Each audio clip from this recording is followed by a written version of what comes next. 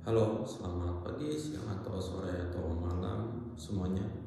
Nah, di video ini saya mau sharing pengalaman saya perihal pengalaman-pengalaman akademik saat saya berkuliah pertama kali di Amerika. Gimana sih proses adaptasi? Nah, ini saya sekalian ngejawab pertanyaan dari salah satu yang nanya di salah satu komen di video saya itu tentang ceritain soal ekosistem akademik jenjang doktoral di Amerika Serikat. Bulan pertama itu gimana, pertengahan tahun gimana, dan lain-lainnya. Oke. Ini mungkin akan berbeda ya tiap orang, karena setiap kampus kan mungkin sistemnya beda-beda. Mungkin walaupun masih di Amerika, mungkin pengalaman ini tiap orang juga akan beda-beda karena sistem beda-beda. Pengalaman saya pribadi saat saya datang ke USA, ada banyak sih. Dari lensa mana dulu kita mau ceritain. Sharing aja dari awal banget. Saya datang ke Amerika Serikat, pertama kali datang ke Amerika Serikat, gak tahu Amerika Serikat tuh kayak gimana. Untungnya dapat advisor yang baik banget. Saya dijemput sama advisor di bandara.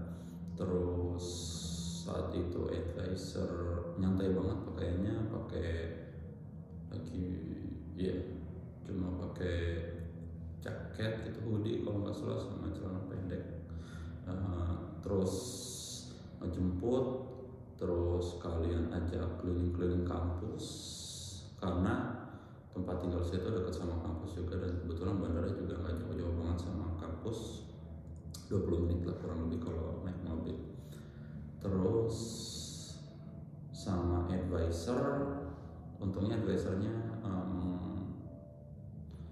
memahami lah gimana mahasiswa internasional itu perlu adaptasi sama kehidupan di sini.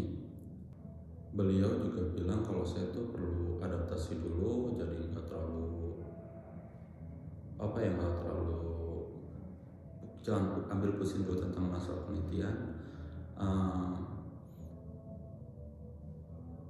Seingat saya, teman-teman saya yang belajar di Indonesia itu mereka sudah diminta banyak publikasi. Saya nggak tahu ya ini benar atau enggak, cuma pernah dengar dari salah satu teman saja yang kuliah doktoral juga di Indonesia itu dari tahun pertama pun sudah diminta untuk berusaha mensubmit artikel untuk publikasi. Nah, pengalaman saya kata advisor, kalau untuk tahun pertama banyakin aja dulu reading, publikasi, nanti belakangan nanti kalau udah paham semua teori segala macam, udah sering baca banget, nanti juga akan lebih mudah untuk submit artikel ke jurnal-jurnal bereputasi, kurang lebih begitulah. Terus di tahun pertama saya juga harus tes kemampuan berbahasa Inggris lagi. Jadi walaupun saya sudah dapat tes yang lebih standar minimum untuk masuk ke kampus yang ada di sini, tapi semua siswa internasional itu diwajibkan untuk ambil tes bahasa Inggris lagi. Jadi tes bahasa Inggrisnya itu mirip-mirip TOEFL, IELTS lah, tapi sistem kampus cuma mau mastiin bahwa kita tuh bisa kemampuan writingnya, karena fokusnya ke writingnya, karena kan nulis paper doktoral itu kan fokusnya itu ke research yang akhirnya itu harus nulis paper untuk publikasi. Nah, ada dua hasil tuh dari sistem yang ada di kampus saya. Yang pertama itu sistem hasilnya adalah ada dua hasil, yang harus ngambil 2 mata kuliah selama 2 semester, atau ngambil 1 mata kuliah 1 semester, atau nggak ngambil sama sekali. Saya yang ngambil 1 mata kuliah, jadi ada 1 semester saya harus ngambil bahasa Inggris, kelas bahasa Inggris khusus writing, academic writing. Terus yang beda lagi adalah kalau di sini seperti yang teman-teman Bapak Ibu tahu, mungkin di sini banyak diskusinya, fokus ke diskusi, dosen lebih mirip jadi fasilitator daripada teacher center yang dosen itu banyak ngomong. Siswa juga ya kayak presentasi, tapi presentasinya bukan diminta presentasi, tapi presentasinya itu diminta leading the class. Jadi ada umumnya sih kelas-kelasnya itu kita diminta untuk leading kelas, jadi bukan presentasi, jadi kita yang ngajar di hari itu gitu. Kebanyakan sistemnya seperti itu. Terus kalau ngubungin profesor juga mudah. Saya seringkali kalau kirim email atau SMS atau WhatsApp gitu, ekspektasinya untuk dibalas sama mereka itu rata-rata ya 1 kali 24 jam. Tapi banyak profesor juga yang kalau kita kirim email 5 menit langsung dibales, 10 menit langsung dibales, 2 menit pernah langsung dibales. Pokoknya belum 1 kali 24 juga udah dibales. Pokoknya mereka mudah untuk dimintai tolong kalau kita butuh bantuan. Lantas yang bikin beda lagi adalah, sekali lagi ini beda-beda ya tiap profesor. Umumnya kalau kita mau kuliah di sini itu dikasih reading list rata-rata 1 minggu tiap mata kuliah itu bacaannya entahlah ada yang 20, 30, 40 halaman satu mata kuliah. Dan satu semester itu setiap dosen umumnya sudah ngasih kita harus baca di tanggal berapa, pokoknya sampai akhir semester udah jelas tuh bacaannya apa aja, tugasnya apa aja, pokoknya harus sudah ada semua yang tertera dimasukin ke website e-learningnya ada di sini. Terus kalau misalnya minggu depan saya mau masuk ke mata kuliah, pokoknya harus sudah baca semua reading listnya itu. Saya pernah 1 kali nggak baca, terus di kelas tuh bengong aja karena nggak ngerti apa yang diomongin. Jadi kita harus udah baca semua reading yang diminta sama profesor. Terus umumnya lagi sebelum masuk kelas, setelah kita baca artikel-artikel yang diminta sama profesor, kita juga diminta untuk nulisin refleksi kita terhadap bacaan tersebut. Refleksi ya bukan ringkasan, jadi di sini sistemnya bukan ngeringkas, tapi apa yang kita pahami dari bacaan itu, terus refleksi kita apa, pendapat kita apa, pengalaman yang pernah kita terima itu apa, ide kita tentang itu apa, pokoknya diperluas, bukan cuma ringkasan. Baru nanti di kelas kita dibahas lebih lanjut lagi tentang topik-topik yang dari reading listnya itu sih yang bikin beda. Terus jadi kalau misalnya 1 semester lagi ambil 4 mata kuliah, terus 1 mata kuliah tadi saya bilang misalnya ada 30 halaman, nah sebutlah 30 halaman artikel. Jadi kalau ada 1 artikel yang halamannya cuma 10, jadi mungkin ada 3 reading di 1 mata kuliah. Pokoknya total rata-rata 30 halaman. Jadi kalau 4 mata kuliah ambil 4 kali 30 jadinya 120 halaman. Terus sama nulis refleksi, sama nulis tugasnya juga beberapa ada tugas-tugas lainnya. Itulah sistem perkuliahan umumnya seperti itu. Terus apalagi ya?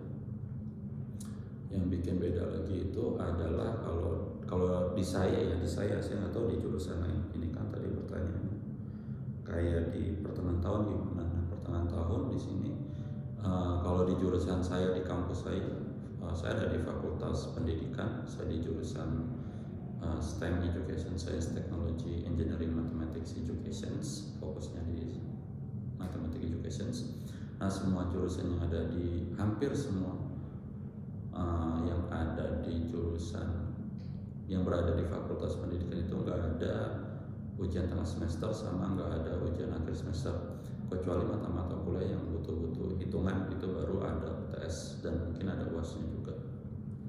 Tapi selain dari itu tugasnya ya paper terus submit. Nah bedanya lagi itu yang saya rasakan di sini adalah kalau teman saya di Indonesia beberapa yang kuliah di kampus-kampus, saya nggak tahu ya di Indonesia sistemnya gimana, tapi katanya teman saya yang kuliah di kampus-kampus top di Indonesia itu tugas-tugas kuliahnya itu diminta untuk disubmit seperti diwajibkan. Saya mohon klarifikasi di komen benar apa enggak, diminta untuk disubmit lah artikelnya tersebut ke konferensi yang terindeks Scopus atau juga jurnal-jurnal terindeks Scopus. Nah kalau di sini nggak pernah ada dosen yang mensyaratkan wajib bahwa artikelnya itu harus disubmit. Jadi disaranin aja, kalau mau submit boleh, enggak juga nggak apa-apa. Nggak pernah mempengaruhi nilai, nggak mempengaruhi apapun, termasuk termasuk hubungan dosen sama mahasiswanya. Kalau mahasiswa nggak submit tugas kuliah ke jurnal ilmiah ataupun ke konferensi terindeks kampus. Nah, jadi itu pengalaman saya tahun pertama kuliah di USA. Secara umum yang saya pikirin dari kuliah di sini itu adalah relatif lebih santai, dalam artian gak ada target jurnal sama konferensi untuk membantu banget untuk proses adaptasi di awal-awal, karena di adaptasi di awal-awal itu lebih kepada bukan masalah akademik sih, tapi lebih kepada culture sama bahasa. Saya sendiri kemampuan bahasa Inggrisnya belum begitu bagus, jadi harus banyak adaptasi di situ. Nah, tadi saya juga bilang santai bukan berarti kuliah di sini benar-benar santai ya, dalam artian walaupun di sini sebenarnya tugasnya banyak banget, readingnya banyak banget, terus di kelas harus aktif banget. Di sini tuh bedanya adalah setiap kali mau diskusi, contoh lah semalam saya ada satu kelas, nah dosen itu cuma prepare 7 slide untuk kuliah yang berlangsung selama berapa jam ya, hampir 3 jam lah. Nah 7 slide untuk 3 jam gimana? Nah itu soalnya mahasiswa di sini tuh setiap ada, walaupun dosen belum mempersilahkan ada pertanyaan, mereka sudah bisa unjuk tangan dulu, dikit-dikit nanya, semuanya di sini aktif banget mahasiswanya. Itu yang bikin terasa beda. Jadi kalau kita kurang aktif, semacam merasa kok orang-orang di sini tuh pinter banget gitu ya, terus kita kok nggak aktif. Nah jadi berusaha untuk aktif. Nah kalau berusaha untuk aktif kita juga harus bacanya banyak,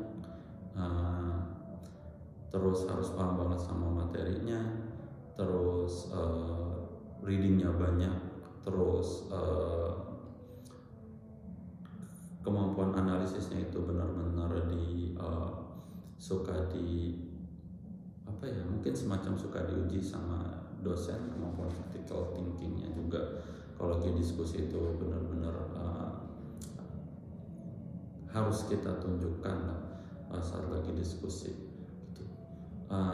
Jadi di satu sisi cukup challenging, tapi di sisi yang lain itu dosennya dengan mudah dihubungi. Terus kalau selesai kuliah, dosen-dosennya itu nggak langsung keluar dari kelas, tapi mereka akan peduli dengan kelas. Mungkin ada mahasiswa yang masih mau nanya-nanya, karena umumnya gitu di sini mahasiswa itu kalau habis selesai kuliah mereka nggak langsung keluar. Ada beberapa yang maju ke tempat dosen nanya-nanya sesuatu, itu sering ada kayak gitu. Terus pun kalau nggak mau nanya di kelas, kalau mau hubungin email itu cepat di responnya. Terus jadi sistem itu membantu banget gitu ya, untuk teman-teman yang mau studi ke luar negeri. Jadi misalnya kalau kemampuan berbahasa Inggris itu masih kurang gitu ya kayak saya, nah di situ tenang aja, walaupun yang penting dapat standar minimumnya dulu yang diminta sama kampus sama yang diminta sama pihak beasiswa.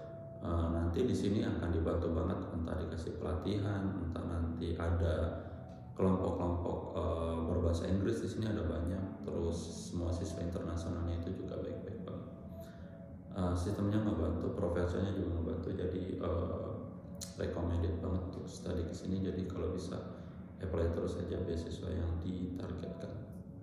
Nah demikian video singkatnya, terima kasih.